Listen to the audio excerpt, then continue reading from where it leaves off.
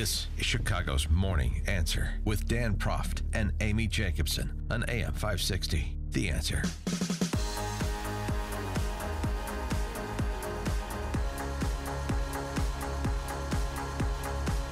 Top of the morning, Dan and Amy. You heard on the news, and we'll keep our eyes attendant to this report of an explosion at the New York City Port Authority, Amy. Yeah, the bus terminal. It's near 42nd Street and 8th Avenue. They're saying ABC News. Now, take it, this is ABC News. A possible pipe bomb has exploded.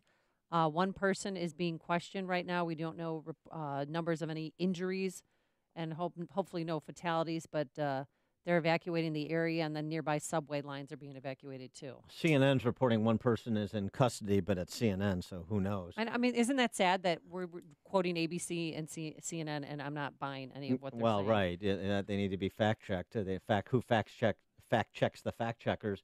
But we'll keep you updated as information becomes available on this, and that's a nice corollary to who investigates the investigators.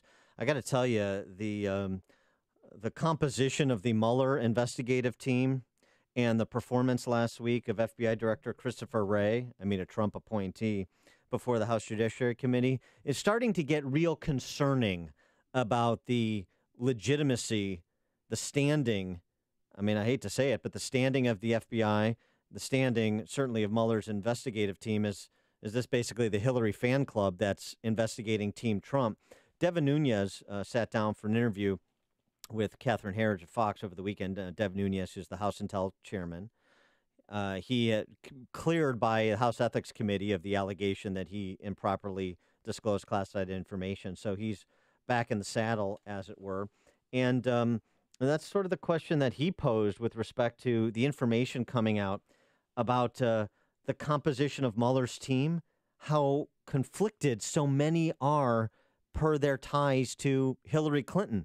In particular, it's remarkable, said Nunes. I hate to use the word corrupt, but they become at least so dirty that who's watchman?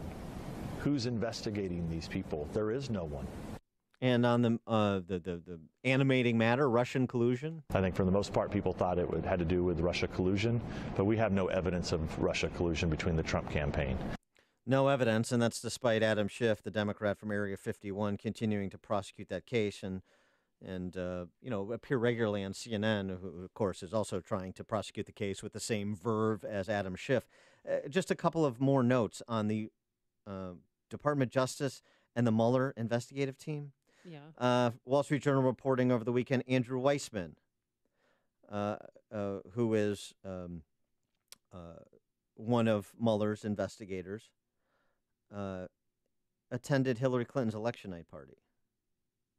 He also praised outgoing acting Attorney General Sally Yates after she was fired for refusing to defend Trump's travel ban, temporary travel ban. That email, everyone got a hold of that. Yeah. Read that on the air. Donated thousands of dollars to Obama's campaign, to the DNC. And what about that FBI agent who sent anti-Trump text messages? Yeah, that's to his girlfriend, who is an attorney at the FBI. That's Peter Strzok. He's gone. His girlfriend / mistress. Yeah, but he was there when Hillary Clinton was interviewed by the FBI in July of last year. And Strzok's another one. How about Aaron Zelby, former chief of staff to Mueller when he served as FBI director? He represented Justin Cooper, who was a key figure in the Hillary email controversy. Represented him as a private attorney. He's a Mueller investigator. Wow. Bruce Orr, senior Justice Department official, demoted last week amid an ongoing investigation into his contacts with Fusion GPS, the firm responsible for the anti-Trump dossier.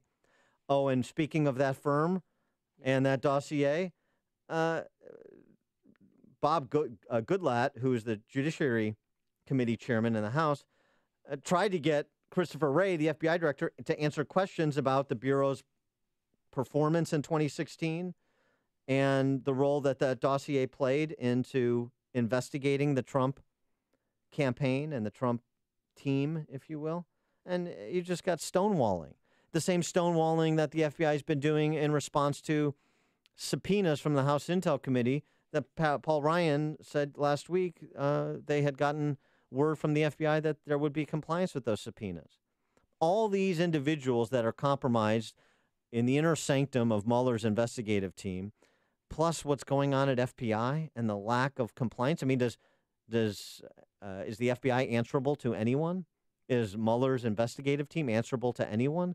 Do the legal canons apply? I mean, one of the first things you do before taking on a client, before participating, just ask Forrest Claypool, is do a conflict check. So it's very concerning. I mean, tax cuts are important, but so is the legitimacy of the top law enforcement agencies in our government, I'd say. And for more on this topic, we're pleased to be joined by Congressman Peter Roskam, of course, Republican from the Western Burbs. Peter, thanks for joining us again. Appreciate it. Dan and Amy, good to be with you. Thanks for having me on. So before we get to your important role on the matter of tax reform, what about what Devin Nunes had to say over the weekend and all that has come out about Mueller's investigative team and the conflicts, as well as, of course, Christopher Wray's non-compliance with House subpoenas in particular? It's cumulative. So in other words, the same type of attention that is now being drawn towards the Federal Bureau of Investigation and the reputational damage that they've brought on themselves is really significant. Think about the back and forth banter between the two of you a minute ago, where you were saying, well, it's ABC that's reporting it. Oh, it's CNN that's reporting it.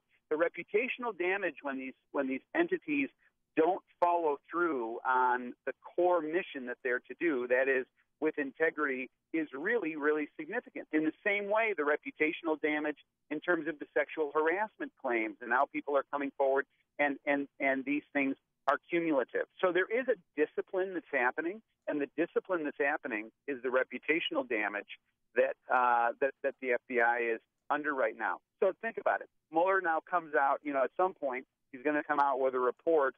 Anything that is in that report is going to be looked at within the context of these claims of bias and so forth. Well, and I've never felt this way before, but shouldn't President Trump fire Bob Mueller?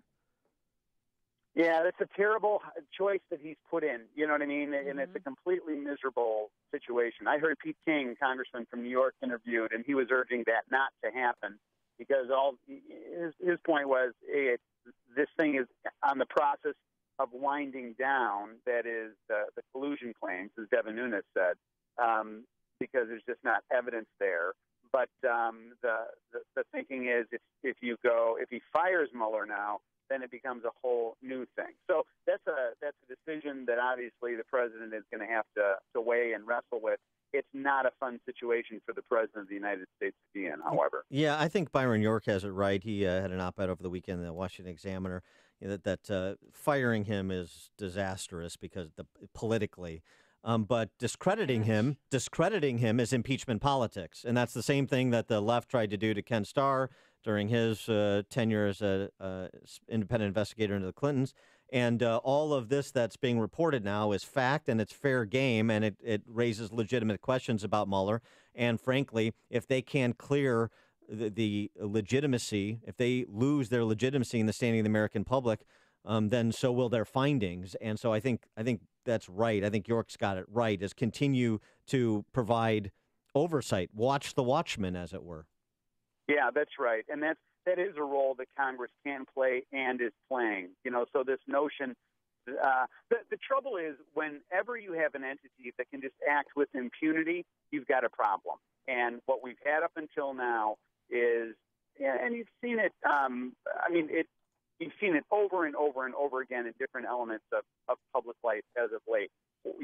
Matt Lauer coming in, being sanctimonious beyond all measure on other people who've been accused of sexual harassment, for example, and then the tables are completely turned on him. So in this case, you've got investigators that have been very sanctimonious in their presentations of what they're doing, and it turns out their sleeves are not clean on this. At least that's how it's appearing. All right, let's talk about the GOP tax plan. I heard rumblings that Susan Collins may not be on board, and that could be a problem. There's rumblings. Yeah, I don't want to give a lot of traction to that because what we're doing as members of the House and members of the Senate who are on the conference to reconcile this is working through this process. So the good news is there's, the structures of the House bill and the structures around the Senate bill they're similar. So in other words, there's not some big new approach that we have that the Senate doesn't have and vice versa. That's the good news. The challenge now is doing the final reconciliation and bringing these to, complete harmony. And in some cases, they're different for a reason. We had one approach in the House. Senators had one approach.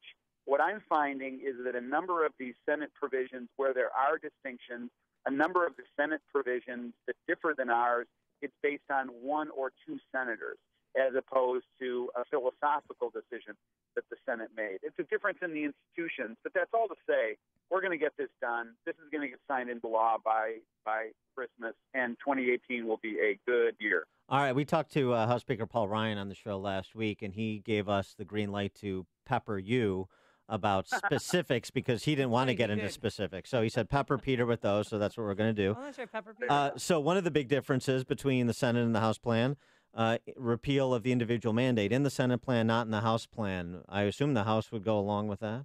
Yeah, absolutely. And our view is, as you know, the House has been able to repeal versions of Obamacare, anything that rhymes with Obamacare, dozens of times. And so while we had a real interest at the outset in repealing the individual mandate, our view was, look, don't build that into tax reform because the Senate has really underperformed in the past. If they surprise us and they get it out and get it done, great, then we can incorporate that. And so now they've gotten that accomplished, and we will wholeheartedly agree with that. It's a terrific idea. That's a pernicious thing. We got to get rid of it. One more that's important, particularly for Illinois, and I know that you raised this issue right at the outset, and that's the state and local tax deduction and the property tax deduction, since basically if your home is worth more than $25,000, you're probably north of a $10,000 property tax bill, the way it's going in Illinois. And the House bill capped property tax deduction at $10,000. The Senate bill repeals the state and local tax deduction altogether. Where do you think that fleshes out? We're going to prevail. I predict that we'll have the $10,000 deduction for property taxes. I think we're going to try and also, related to that is, how do these rates interact in particular, and how do the brackets interact with folks at upper middle income ranges? And so what we're trying to do is to revisit the brackets to say, can we give more tax relief to more people who are situated in a district like I represent, and just be more sensitive on the overall tax burden. And like we talked about before, I think most people that I represent say, look, I want tax relief. I'm not particularly concerned about the equation by which that tax relief comes.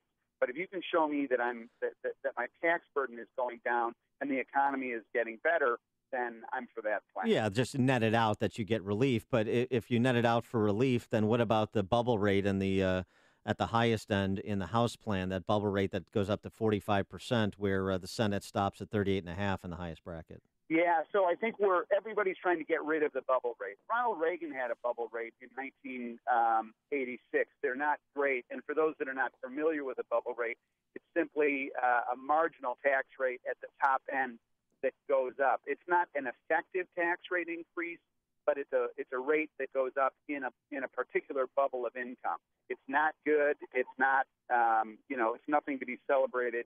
And what we're trying to do is improve the House bill and get rid of it. All right. He is Peter Roskam. He is one of the House conferees on the tax reform plan that we've been discussing. Of course, Congressman from the Western Burbs, 6th District. Peter, thanks as always for joining us. Appreciate it. Thanks, guys. Thanks for having me on. Thank you. And he joined us on our turnkey.pro answer line.